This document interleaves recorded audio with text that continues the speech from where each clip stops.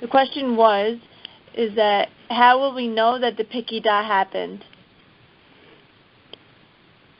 How will we know the Pekidah? Is that what she asked? Okay. Yes, and then so, you said you were telling us how we'll see more and more how good is gonna prevail and come like spread out, and the evil is gonna lose its power. Yeah. So the formula which I want to mention is whenever you see evil grow to a tremendous extent, which it's doing now, that means that justice is being applied. Because, as I said, evil has a claim against the attribute of justice of God. And the claim is, wait a minute, everybody's sinning. So why can't I have dominion or domination over the world to do what I want to do, which is to increase evil? Because everybody's sinning anyway. Why should I be subdued? And God says, well, that's justice, so therefore I will give you more power, more opportunity to allow people to influence, each other to do evil. So that's one side of the equation. And the other side is that Jews are then punished in order to, again, satisfy justice, that they deserve punishment for all the sins that they do. You see, so there are really two things going on at the same time. And also what's important, now the question is, why does evil want to have dominion? Okay, it's true, people are sinning all over the place, you see, and the world is certainly doing that. So what does evil gain if it has dominion over people, and that it has the opportunity to allow people to sin? And the answer is because there's only one thing that Satan is interested in. He's not interested really in dominion in the sense that he wants to dominate. What he wants to do is allow evil to proliferate so people will be attracted to that. And what that means, of course, is that if they are attracted to evil, because all of a sudden evil is all around, and by that I especially mean permissiveness to do anything you want, which is what we see all over America. Therefore, people will be attracted, and they will sin. And if people sin, especially if Jews sin, which is obviously happening at great extent, then evil, you see, once it dominates, hopefully it will attract people to sin. And because of that, then the Satan, what's called can be yoinek, can nourish off the energy of the Sfirot, the energy of the divine forces, you see, because that's the way it works. If a Jew sins, if a Jew did a mitzvah, commandment, then he would draw down energy of the Sfirot, tremendous holiness, you see, and he would get it. But if he sins, then that energy comes down, but instead of coming to him, it goes to the Satan. It's like a seesaw. The problem, obviously, is when one side's up, one side is down, or vice versa, you see. So if evil dominates, which means that all of a sudden there's incredible opportunities to do bad, to be bad, or to be non-spiritual. Bad doesn't only mean, robbery and killing, although that's happening all over the place, you see, a destruction of civilization, you see. But what bad can also mean is living a life devoid of spirituality. And all you do is just engage in whatever pursuits, pleasure, power, or whatever deviations you want to do without any kind of reckoning. And that's a very powerful assist to the Satan. And that's what he wants. And then he could take from the energy of the divine Sfirot and so on, and he can be unique, and he can take that energy, you see, And as a result of that, more people are attracted to it, right? And therefore, there's greater sin, which means the Satan can take more energy, right? Which means that he will now allow evil to proliferate, or the opportunities to sin to increase, which means people will be attracted and commit more sins, which will allow him to eat more holiness and so on, you see? So it becomes a vicious cycle that allows evil or people acting in a non-spiritual way, you see, to increase. So that's why evil, the Satan, wants to proliferate, increase, because it's able to attract much more sinning and therefore able to get more powerful, you see.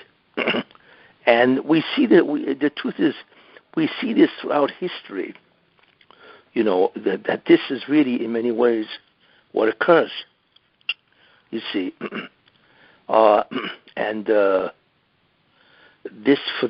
These ideas is in order for the Satan to grow tremendously strong.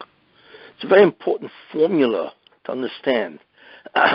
Now, especially what evil wants to do, the Satan, is to try to promote leaders, people who are really evil.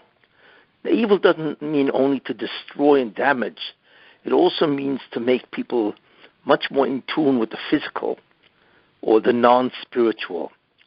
So if a leader, right, is in a position of influencing people, then the Satan somehow allows him, you see, through prosecutions, through demanding justice, that they should be victorious. They should be tremendously successful. So now when you have somebody who's in a position of tremendous power and influence, that's great for the Satan, because he will now influence, right, through this leader, much greater sinning. That's what evil wants to do. And we witness that. That's what's happening in America. The people, what they have done is they have wrecked morality. I mean, and so on, the whole concept of LGBTQ plus, that whole concept, or removing the concept of gender, you see, that has destroyed morality, and it's really a destruction of civilization, see. So all of a sudden, people are attracted to it, and they are growing. I mean, this movement has become incredibly powerful, where not only is it tolerated and allowed, but it has become preferred. Could you imagine, that somebody, a guy who is, I hate to use the word married to another guy or whatever, now has become preferred and looked up to, and is now promoted in all types of movies, magazines, and in acts of Congress. I mean, it's really beyond belief when you think about that. But that's what the Satan wants, because now many people, right, who would never have gone that route, now can go that route because, on the contrary, it is preferred, it is now accepted, you see. So the taboo of that type of behavior is gone. And as a result of that, more people will engage in this incredibly deviant behavior. In fact, if you talk against it, they will call you a racist. They will accuse you of all kinds of names and so on, So you don't even open up your mouth. That's what's happening to the world today, you see. Then the other part of what the Satan wants to do is allow people who are incredibly evil, that they have been given permission to destroy civilization. You see, again, because when people look at civilization being destroyed, they become desperate. They become desperate to hang on to anything that will soothe their anxieties and so on. So therefore, they allow people who want to destroy more power. They become more dependent on these people. And you find that all over the globe, especially with the rise of China and Russia. You see, and we are just waiting for them to do things which will really endanger the entire world. So that's really what we're looking at. The enormous dominion, domination of evil, to try to influence everybody to sin for one reason or the other. So the Satan become more powerful, and with that power to create more opportunities to sin. So he could be yoinek, as they say. He could nourish off the divine forces. In Kabbalah, it's called the sparks of holiness. And we see that today of what's going on. In fact, that's one of the biggest proofs that the Mashiach is right around the corner. Because the world has entered a period of darkness that it really has never seen before. And with America doing all this immorality, it has become a beacon for the entire world, where, like I say, not only is it acceptable, but it's even preferred. And it's almost given a status of honor among the nations of the world. The more corrupt, the more immoral, and so on that people are, these people are held in greater and greater esteem. So when you think about it, that's the greatest proof that the Mashiach is right around the corner. Because God will not tolerate the destruction of his own civilization. And therefore, like I once said a long time ago, he's going to press the restart button, which is what he did by the Mabul. And that restart button is Mashiach. You see, and basically that's what's happening. Therefore, right before the end, this is what happens. The tremendous pervasiveness of evil, but not only in the form of real destruction, but in the form of incredible corruption and immorality of human behavior. You see, because this is in many ways the last claim of the Satan, to try to energize himself more, because the problem is, as the world gets closer and closer to its tikkun, he becomes more and more desperate for renewed sources of power. And the major power that he gets is from the sins of the Jewish people. That's really what's happening today. So it'll continue until justice will be satisfied. Then it will be annihilated, you see. And even if it takes an open miracle, which it will happen, because it is said, Egypt, we cannot even imagine the miracles of Egypt. Could you imagine looking at a Nile River and all of it is pure blood, or frogs, or lice, or wild animals, or hail connected with fire? We cannot imagine these things. I mean, these are not just supernatural, but they are supernatural in the extreme. Yet that's what happened.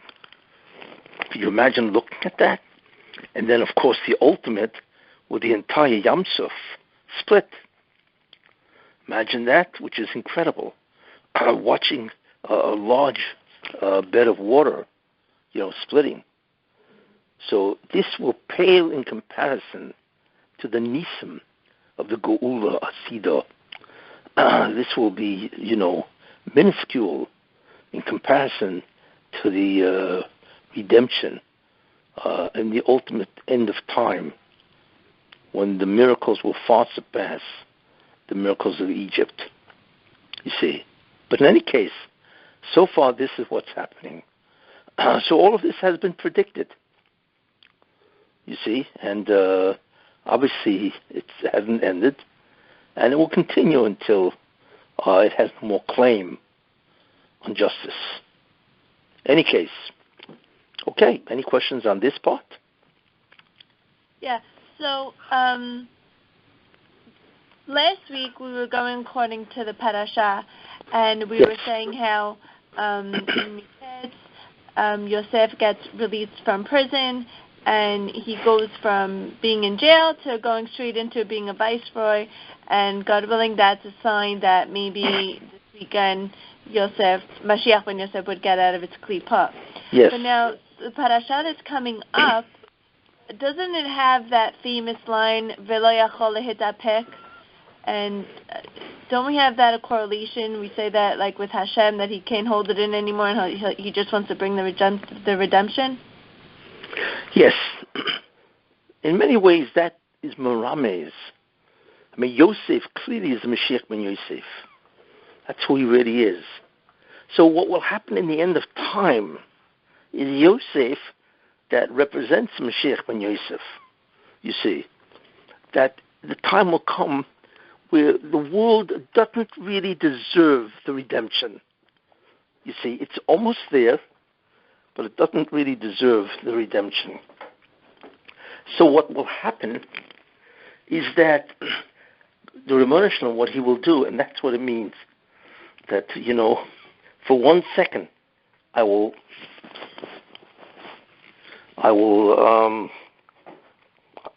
exercise mercy. It says that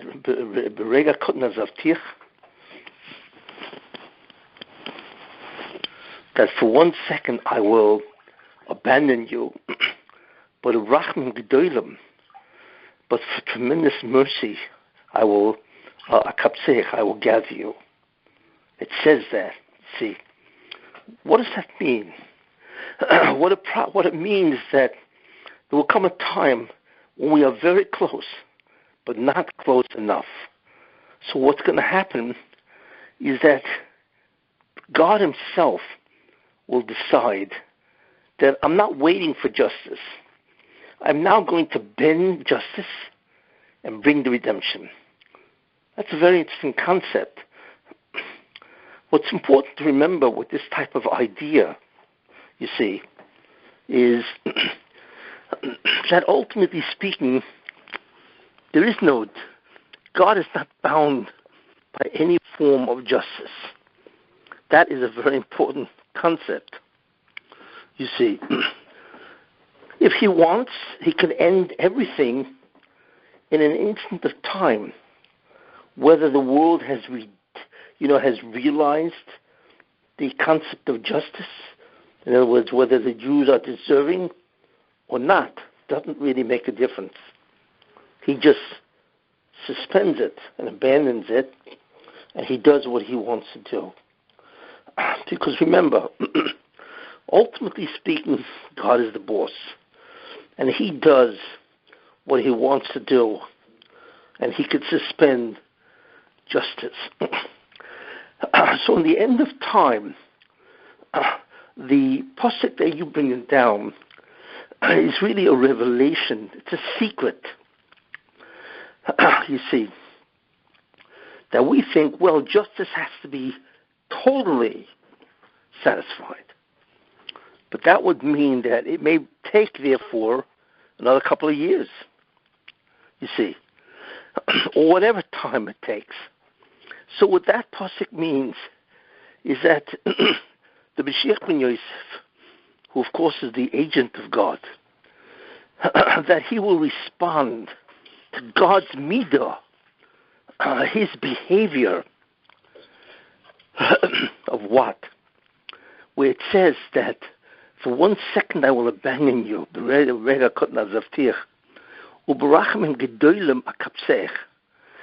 the kibbutz, which is in Nitzavim, in the Parshas Nitzavim, that God will gather all the Jews, which means that he will separate the Jews from the Goyim first. Then he will take them to himself, which is he will bring them to spirituality. See, first you have to be separate from Tumah, and then you have to be brought to God, which is Kedusha. And then it says in Nitzavim, God will bring them to Israel. You see, so the Geula will begin in the countries itself where the Jews are. But that kibbutz is interesting because at that point in time, the Jews don't really deserve redemption. But because God is above justice, you see, then he will, in a certain sense, ignore the status quo, which means that the Jews do not deserve the redemption. He will ignore that, put it aside, and just do what he wants, you see. And since God is not dependent on justice, I mean, he voluntarily submits to justice because he wants everybody to deserve what they get, you see. But at that point in time, the midah of Rachman Gedolim, of almost infinite mercy, will take over and suspend the claim of justice. That, wait a minute, what are you doing? Can't do this. He will suspend it, which is really incredible when you think about that, and just bring the redemption, you see, which of course he can do. He's not dependent on anything, and he will do that. So this is reflected in Yosef. You know, it's interesting because, and what will happen then is says that Yosef, you know, in the next portion, Vayigash, where he says, you know, all of a sudden he couldn't hold himself in, right? And then he revealed himself to his brothers, and they were stunned. And the way he reveals himself, he says, Ani Yosef. That's all he said. I am Yosef.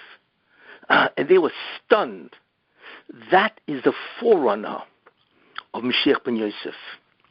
That all of a sudden, whoever he is going to come out and announce himself, by the way, I am the Mashiach ben Yosef. And everybody is going to be stunned, you see. That's how it's going to happen. Where, in many ways, nobody's going to expect this person to Mashiach ben Yosef. In fact, that's what it says in Yeshayahu, in, I think at the end of Mem Tes, the last 8 psukim, where it says that everybody's going to look at him and be stunned, be in shock at this individual. You see, you're Mashiach ben Yosef? Impossible. We would never have believed that you are the person. You see. And that's exactly alluded to by Yosef, you know, where they didn't recognize him. And all of a sudden he just says, I'm Yosef. I'm Yosef. And they were stunned. Not only because, in the brother's case, because they didn't expect to find him, but here, could you imagine that they're talking with Yosef for how many times, how many days, when he's accusing them of being spies, right? They're looking at him. They're talking to him. And they do not recognize who he is. Could you imagine the deception that it's practiced, that the Baruch Shem allowed him to be concealed from them? You see, that's exactly what happened by Mashiach ben Yosef. That people will know who he is, not who he is as Mashiach ben Yosef, but they will have met him. They will have talked to him. He sounds like a nice guy, right? You know, he's probably intelligent, he's probably bright. You know what I'm saying? But he is Mashiach ben Yosef? It's impossible. Yet he will be Mashiach ben Yosef. Why did God do that? You see, why did he allow such an incredible deception of Mashiach ben Yosef? And the answer is because a Mashiach needs concealment. Because if the Satan finds out who the Redeemer is, guess what? He's going to makatreg, he's going to prosecute, right? He's going to examine every single thing about this man's behavior, and he's going to try to stop it. You see, so the Moshe has to conceal this person. He does this all the time. You know, by David HaMelech, he concealed that David was the king, right? And ultimately, Mashiach ben David will descend from him because the Satan will try to stop him from becoming king, you see. So he's done that many times. In many ways, what he does is he has the Mashiach born in sin, like Lot and his daughters, you see, And Rus, who comes out of nowhere, right? Moav and so on, comes out of nowhere. She's the mother of David HaMelech. You see, it's the same idea with Yosef. That on the contrary, the brothers saw Yosef that he was a threat to their stability. So that's why they had him sold. Could you imagine selling a person, right, who has that type of spiritual height down to Egypt in the middle of the Tumah, the Klippa? You see? Of course, they had no idea who this man was, that he is such a great man that he's able to have, which I will talk about in the future, that he was able to have two Shvatim. A Shevet, a tribe cannot have a tribe because he doesn't have the loftiness of the neshama to give birth to another tribe, you see. Yet Yosef had Menashe and Ephraim. How? And they're two tribes of Israel. They're part of the tribes of Israel. How's that possible? As I will talk about later, because the neshama of Yosef was far above the neshama of his other brothers. So he had such a lofty neshama that he could actually give birth to tribes, even though he's really a tribe. You see, but I will talk about that at another time. But therefore, this pasuk that Yosef could not hold himself back alludes to many different ideas. You see, like I said now, that it alludes to the fact that at the end of time, justice will be suspended for a duration of time, where God will assert his awesome authority and dispense from justice, and says, I must bring the Geula now. That's how close this world is to destruction.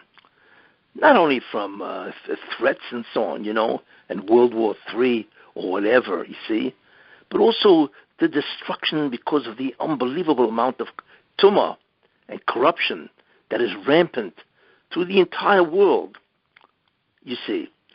So that's what God will do, and that is, like I say, alluded to with Yosef himself, you see. And the second thing, right, is that when he does reveal himself, they're stunned. And all he says is, Ani Yosef. So therefore, the Mashiach ben Yosef is concealed. That's why you could sit and talk with him. That would be interesting, wouldn't it? Imagine you meet him at a wedding, right? The Mashiach ben Yosef, right? And you sit down and you start talking to this guy. He sounds interesting. Obviously he has to be some type of a unique person. But that he should be the Messiah? Impossible, right? But that's exactly who he is, you see, except for the purposes of being able to survive or withstand enormous amount of potential prosecutions, right? You don't know who he is. It's completely concealed, you see. And I went into that really at length, the whole concept of the sufferings of the Mashiach and so on, and why he suffers and how he suffers and so on. But that pasuk alludes to these ideas. His enormous concealment, you see, when he says, Ani Yosef, and the fact that in the end of time, God will dispense with justice and say, I'm doing it. Now, that doesn't mean God will dispense with justice completely. No, of course not. But in many ways, it's similar to what happened in Egypt. When the Jews were about to enter the water, you see, so the Malach of Egypt said, why do you want to destroy my people, right? Egyptians, right? They worship idols, that's true, the Egyptians. But the Jews also worshipped idols. So why are you destroying my people, this Malach says, and you're allowing the Jewish people to survive? And the reason for that, in other words, what the Malach was saying, you are denying justice, right? Because they're equal in their sinfulness. So God said, yes, it's true, but they will survive. Why? Because God counts a future merit as if it exists now. And since when they get to Har Sinai, right, and the Jews will accept the Torah completely in Nasa v'Nishma, right, such an extent where they said, right, that we will do and then we will understand. So that type of acceptance was unbelievable. So that's why God said in the merit of what will be in the future, right, then I can now use that future merit even though it hasn't happened. But God's knowledge, as far as his knowledge is concerned, right, is fact even in the present. And therefore God uses the future. Many times he does that. That if something will happen in the future, that future event, which has tremendous merit, can actually be used in a judgment of today or at the present time. And therefore, that's what he did. So the fact that the Jews, right, will accept the Mashiach and they will then become incredibly righteous. Remember, we're talking about Mashiach ben Yosef, where there's still free will. We're not talking here about Mashiach ben David. So in that merit itself, God will use what will happen in the future. He will use that to remove the claim of justice, where they don't have to deserve the whole redemption. You see, even if it's close, but not close enough, God says, I will suspend the necessity of justice and allow the Mashiach to come. You know, and the pasuk you brought down, which is very good, alludes to that. It's a very important pasuk, and in a certain sense, it is very comforting that God is not going to wait, as they say, to the bitter end. You know, when you think about that, that's exactly what happened in Egypt. You know, I mean, if God would have said, well, I'm sorry, justice hasn't been done, they didn't do the tikkun, right? On the contrary, they're holding at the 49th level of tumah, of defilement. But God did not say that.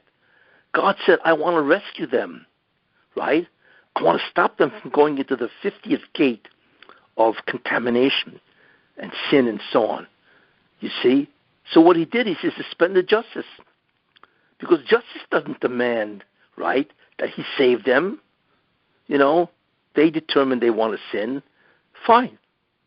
But God said no. So we see clearly that God will not always allow justice to determine what he does. He can intervene, he can interfere, but he will do only because he considers a future merit to be present now, you see. And based on that, he will allow the Jews some type of redemption. So that's what's going to happen in the end.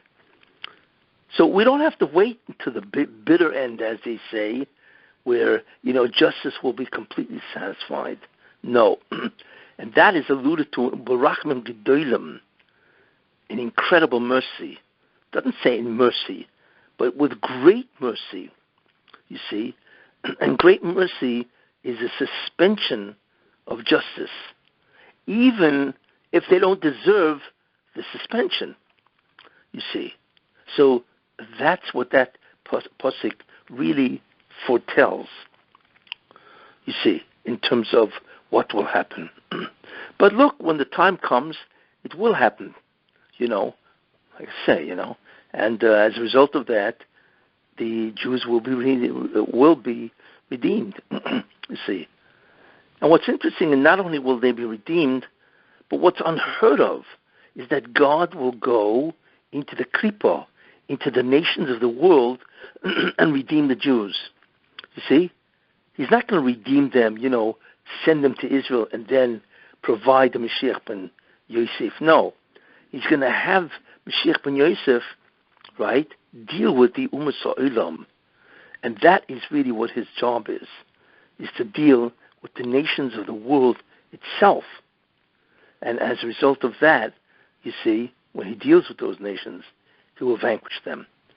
That's why it says by Yosef, the blessing that Moshe Rabbeinu gave to Yosef, right, when he talks about the horns of the Re'im, it refers to Yosef as the horns of the Re'im, ubehem amim yenagach. And with these horns, he will gore the nations. Well, that's weapons. That's war. You see, so that becomes the major purpose of Yosef, is to battle evil until he destroys it. And that will be done by the Mashiach ben David. You see, so in a certain sense, we can look forward to that we don't have to wait until the entire tikkun is complete. Because who knows how many years that would take or whatever. But on the contrary, that God himself wants to end it. I mean, could you imagine if we ourselves are sick and tired of the incredible amount of evil, illogic, irrationality, defilement, contamination, corruption of this world? Could you imagine God looking at this world? He's probably saying to himself, what have I created? Really? Okay, there are reasons for this, and it's very good that every person has to deserve his reward in Olam Haba. But when you take a look at what's happening, it's very important to remember that evil does not necessarily mean harm, killing, robbery, although that's going on all over the place. Evil simply means when a person is preoccupied in promoting self, when he's not interested in any kind of understanding that there's another world, that man has a higher purpose, and that purpose is to realize a spiritual reality and to worship God and to do his will. So even if a person, is what's called a fine, upright citizen, fine. So all that means is that, you're a good citizen and you observe the laws of the land, right? And so on. But the concept of what Judaism teaches, it's not enough to deserve the laws of the land. You see, you need to observe the laws of God. And that's the concept of spirituality, you see. And that's the mistake that everybody makes. America prides itself on a land of what? Of fairness, individuality, decency, and so on, you see. But that's not the purpose of mankind, to be a good person.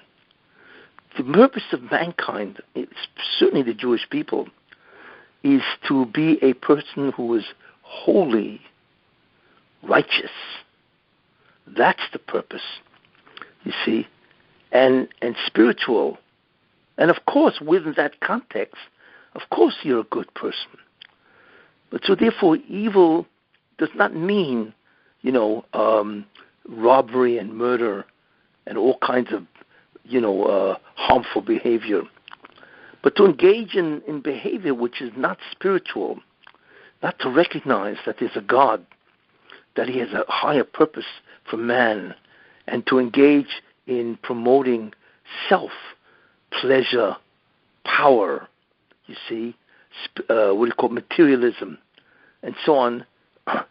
In that context, that is also evil, even though most people would not consider it so, you see.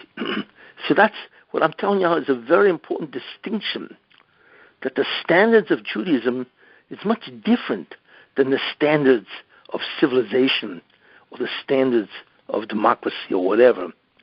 Because their standards, that you have to be a good citizen that allow society to exist, allows people to live together and fulfill their common needs. That's what's required in a civilization, you see. But the requirement for Olam Haba, the future world, is not that only. The main requirement is to recognize that we are really spiritual. We have souls, neshamas. And therefore what we really are, we are denizens of another universe, of a different dimension of reality. a reality in which we have Kedusha, like it says in the Torah, Kedushim Tiyu. You will be holy, it doesn't say, and you will be upright citizens. You see? That is the criteria for Judaism. But the world does not recognize that. They don't see this as the ultimate goal that a person has to strive for. So from that context, or from that understanding, that is also an evil, because it denies the true calling of what a person should be. Ruchnius, spiritual, righteous, holy, you see, not just a decent citizen. So I had to expand the concept of what is wrong with the world, you see. And that's a very important idea, you see. In any case, so this is basically what's going to happen at the end of time. It will happen. And it will happen because God, in a certain sense, has exhausted his patience in this sense, where he doesn't want to see this proliferation, domination of this type of behavior. So he says, I'm going to suspend justice because I am above justice. I can do whatever I want, and he can just suspend the whole thing. And we see that because it says in the Torah, Racham v'chanon, and Chazal tell us, v'chanoisi es asher ochon, and I will be gracious to whom I will be gracious. You see?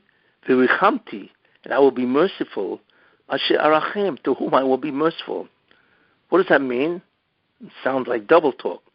Well, obviously you're going to be gracious to whom you will be gracious, and you will be merciful to whom you will be merciful. No, it means I will be gracious to whom I will be gracious, because I will decide to whom I will be gracious, whether he deserves it or not. I decide, not his acts. You see, it's not dependent on din, on justice, because this is my will, and my will is supreme over the entire creation. And the same thing with mercy. I will be merciful to whom I will be merciful, because I will decide to whom I am merciful. It's my decision. It's not a decision based on his acts or her acts. You see?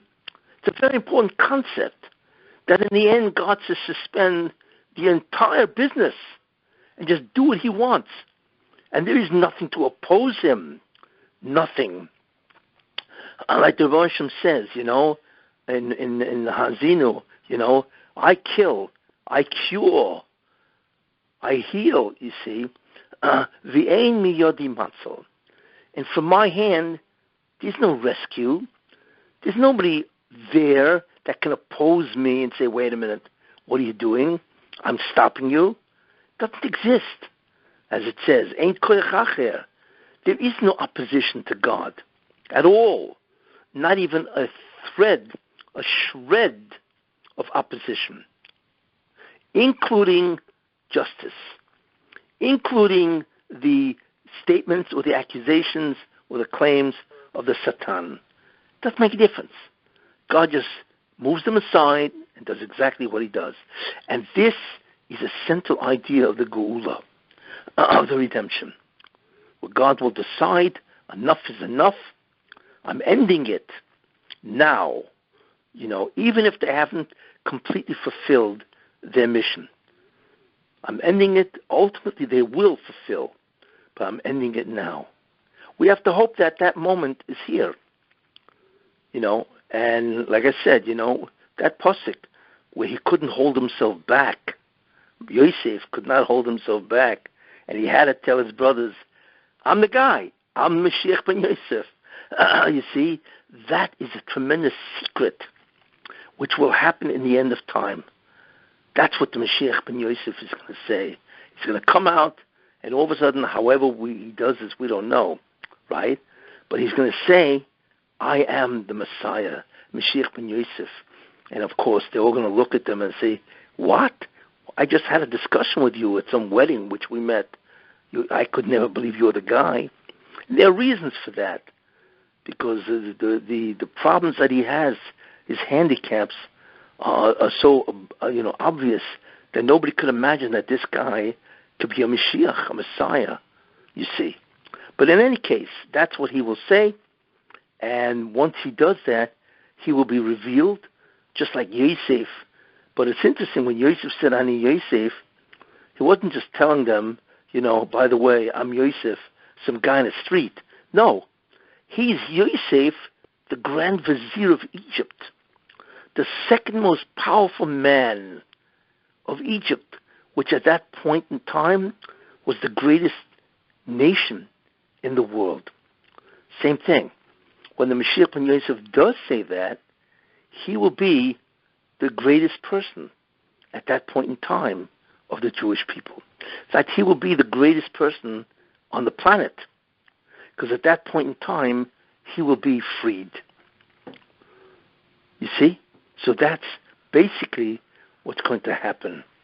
And I believe it's going to happen soon, because the world has stepped over the red line, where now all the immorality and corruption, you see, and degradation and depravity that they are into, it's already irreversible, because they have made it a central feature of the law, a central feature of civilization, you see, and a central feature of what they stand for, you see, and therefore basically it's irreversible. So therefore I believe that is a red line that they have crossed, and God is going to end it shortly. Any questions?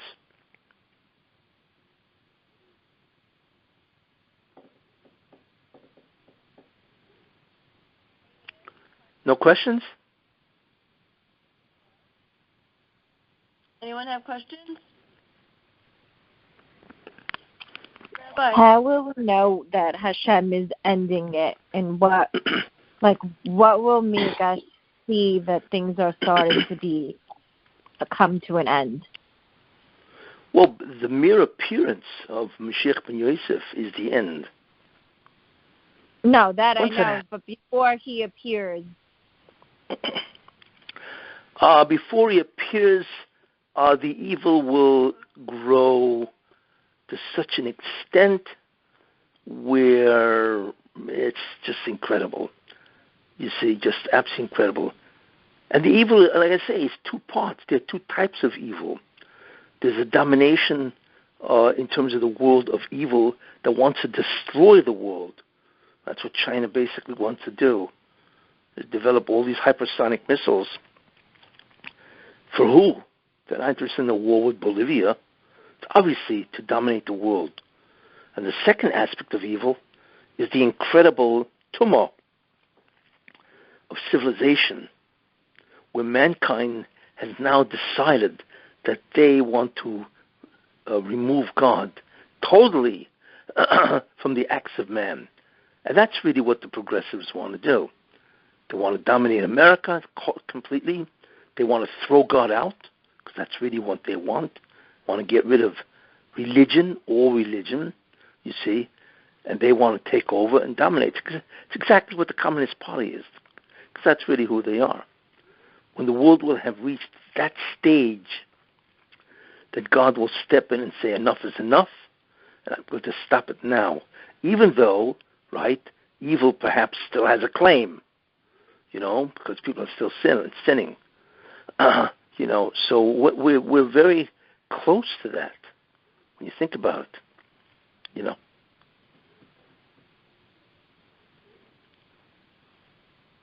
So, if tonight, I'm curious about tonight with Zot Hanukkah. Zot Hanukkah, yes. Yeah. So what's the importance? I know that it's the 8th day and it has the most light, but I was reading how certain rabbis even compare it to Yom Kippur and Ne'ilah, when it's the gates are open for all that tefillah, and they're comparing it to that, these next 24 hours. How does that? Why is it so? Well, I had mentioned previously in a previous shiur that the 8 days of Hanukkah parallel the 8 days of Sukkot. You see. And I mentioned when I gave the shiur on Sukkot, and so on, that Sukkah is really the holiday where all of a sudden the agreement between God and the Jews has been rededicated, reformed, and completely restated. And I mentioned that. But the 8th day of Sukkot is not about the Jews, rededicating themselves to the Avodah. It is God's signature. So the first 7 days of Sukkot is the Jews' attempt, to rededicate themselves, with the service, the work that they have to do, tikkun. But the 8th day is not, that's why there are no mitzvot on the 8th day. And the 8th day is God's signature, so to speak. You see, that I will give you Ilam Habo. So 7 days represents the input of the Jews. The 8th day represents God. His contribution to the whole holiday. Same thing with Hanukkah. 7 days, you see, if you think about that, for 7 days, that represents our input into the emunah, that we believe that God runs everything, which is exactly what the Greece, they refused to acknowledge that, you see. And the 8th day is really God, in a certain sense, appearing to show us that he does, run everything.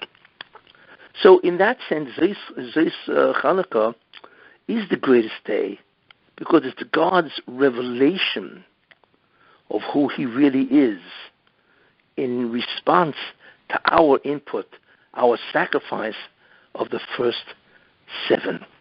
You see, what's interesting is that the old question on the menorah, well, why do we celebrate 8 days, right? We really should only celebrate 7, because the menorah that burnt miraculously for 7 days, but it already had 1 day's oil, right? So when you think about it, the miracle wasn't for 8 days, right?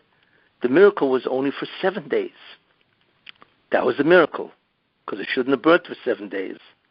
But for 1 day, it certainly could have burnt, because it had 1 day's oil, you see. So what that would represent, you see, is that the miracle is for our existence doing the avodah. And that's really exactly what happened. The fact that Jews exist is a miracle. In fact, the Rishon shows us, if you think about it, because Yitzchak was a miracle. The birth of Yitzchak could never happen, right? Avraham Avinu is what? 100 years old. Sarah is 90? People don't give birth at 90 years old, and Avraham Avinu is 100. The whole birth of Yitzchak is a nes nigla. It's impossible to have occurred, you see. And not only that, Sarah could not have had another child. There's certain things biologically you have to do, or if not, then you cannot give birth. Yet Yitzchak was born miraculously. And what that tells us, of course, is that the existence of the Jew is a nes. So therefore, 7 days burns, right? It's miraculous. Because really, we should not have, in normal circumstances, those 7 days. But the Jews miraculously exist, and they did the avodah, lit the candle for 7 days. But the 8th day is not a miracle, because for 1 day, it certainly could have burnt. You see? So in a certain sense, that 1 day represents God, you see. Because God doesn't need miracles to do what he does. He is the miracle, or I rather should say, his actions are him. There's nothing miraculous. There's nothing that can stop him from doing what he wants. Miracle or no miracle, it's irrelevant, you see. So one day is really God, you see, whereas 7 days are miraculous. So in that sense, we exist to do the input for 7 days, you see. So if that's the case, right, Zois Hanukkah really, in the end, is the final upshot of the entire thing, you see. In fact, in the 8th day, it says B'yoim Himoshach, in the day of its being anointed. That's a reference to Mashiach, you see. So therefore, the last day, in many ways, is the greatest day because it's God's interaction, with what the Jews did in that sense for 7 days. So therefore, Hanukkah and Sukkot are very, very parallel. And of course, as a result of that, God demonstrates his absolute authority and supremacy, with that concept of the 8th day and so on, And besides, because of that, they say also, of course, that Hanukkah, this Hanukkah, is the end of the judgment that started from Rosh Hashanah. So Rosh Hashanah was the writing of the judgment. Yom Kippur was the signature of the judgment.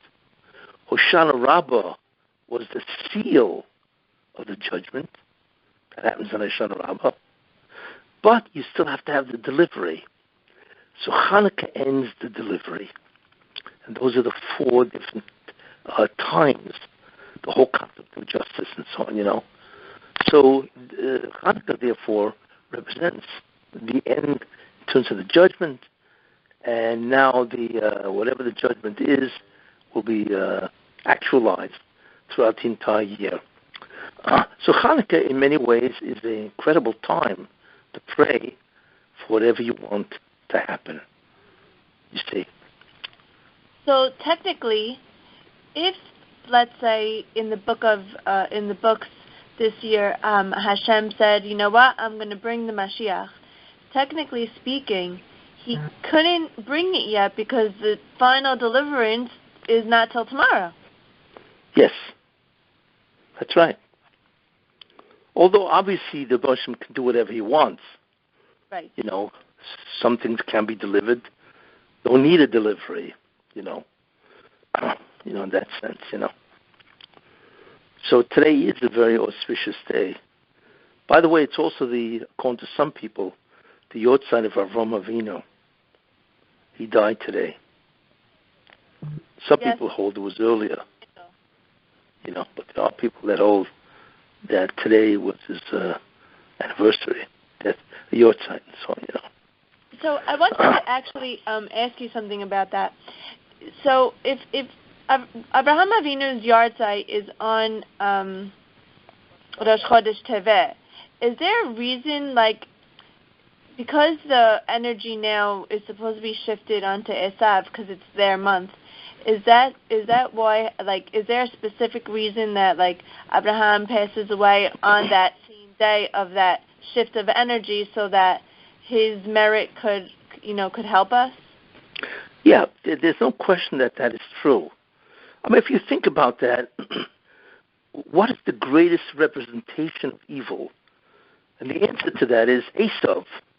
It's basically, right? And that's Teves. Esav is the greatest, the longest, the most intense form of the exact opposite of what God wants. And the one who started the entire opposition to all of this is Avram Avinu. You see. So his death, the death of a tzaddik, on that day is a Yortzeit. On that day, it's supposed to be a very propitious day. It indicates, because it sums up his life. So the fact that Avram Avinu, Zois Hanukkah, would be his Yortzeit, which is exactly opposite of Teves, that's what it would indicate. His whole life was a opposition, right, to the whole Shita, the whole policy of Esav, which is Teves. So it certainly would make a lot of sense, you see.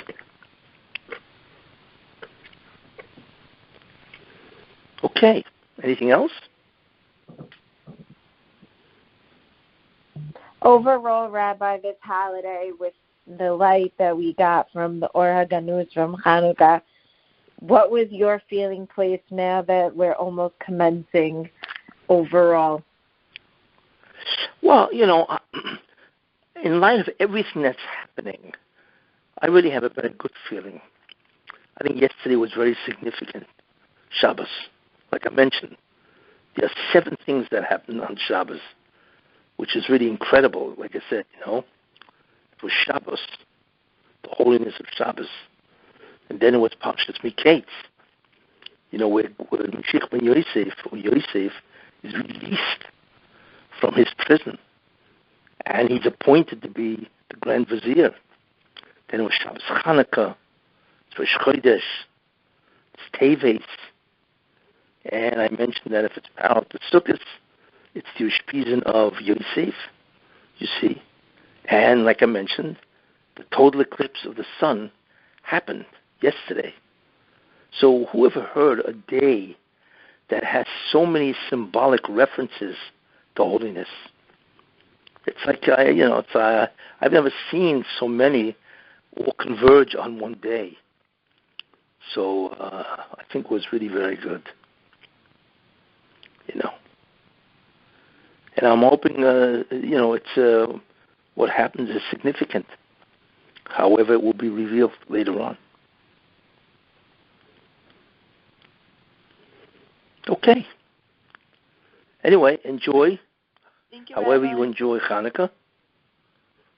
Happy Zot Rabbi. Thank you. Thank you, Rabbi. Yes. Thank you, Rabbi. Take care. Thank you. It's great. Next week is Monday night, right?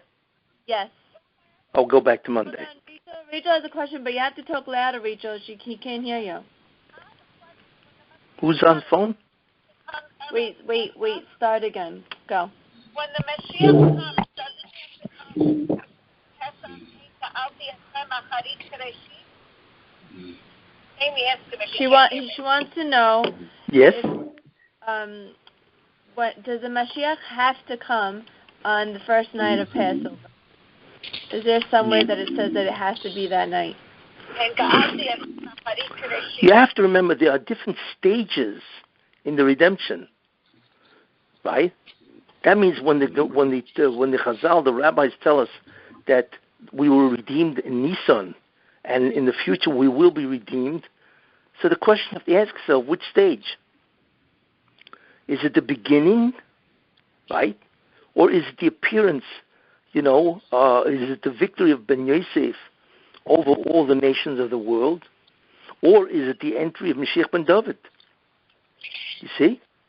Or is it the victory of Mashiach ben David over the entire world? Because he's going to be fighting Gog and Magog. So you have to ask, at which stage does Nisan apply to? You see? Yeah. So it could start much earlier. But that Nisan will be obviously one of the major stages of the Geula, the redemption itself. You see? By the way, Rabbi, did you hear that Israel is sending representatives to the White House to convince them to attack Iran because of their nuclear power? Can somebody repeat that?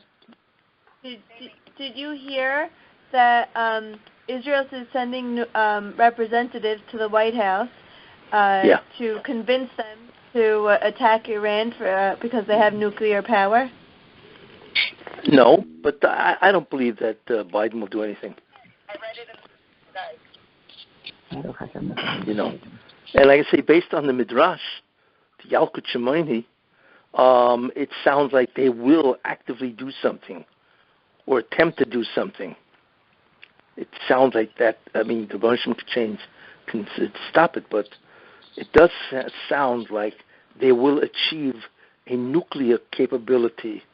The question is, even if they do, can they launch something? That depends on the missile, you see. But they will achieve something. And I feel that there will be a major war between Israel and whoever contends with Iran. That there will come to a showdown. Rabbi, you saw that they fired Governor Cuomo from CNN? They officially fired Cuomo from CNN. Yeah. Well, they're a team. They're incredibly arrogant people. You know. And that's tragic. They got caught up with their incredible arrogance. You know, they think they're superior. I mean, that was a major blow to the whole Cuomo family. Tremendous blow. He had a great job. Now he's gone. You know. That's also a sign of evil losing its grip. Yes, exactly. That's another sign that there's retribution to evil, which really, when you think about it, should not be happening. So we see clearly that even though evil has been given domination, it's slipping. Even Biden is down to, I think, 36%. Different polls. But he's slipping. And Harris is not even at 28%. You see, they're losing big time. And God is blinding them where they don't even understand that it's their policies that are destroying them. You see. So that's a very good sign that if they, you know, it's like Zeresh, you know, the wife of Haman, right? And he came and said, well, you know, all of a sudden Mordechai has been appointed, whatever. So what Zeresh said, you know, it's when Ahasuerus told Haman, go out and take the horse and the crown and the cloth and the suit and all that, and put it on Mordechai and parade him through the streets. So Zeresh told him something very important. Once you have begun to fall, you will surely fall. So that's an indication that also when you see evil is slipping, you see, and it's not succeeding, then that's the beginning of the end for evil. You see, because if evil was in its showtime, as they say, it would not fall. So the fact that Biden and company, Democratic Party, and so on, the fact that they are falling tells you that it is beginning to end. God is slowly taking them out. So I believe Cuomo and his brother are part of that.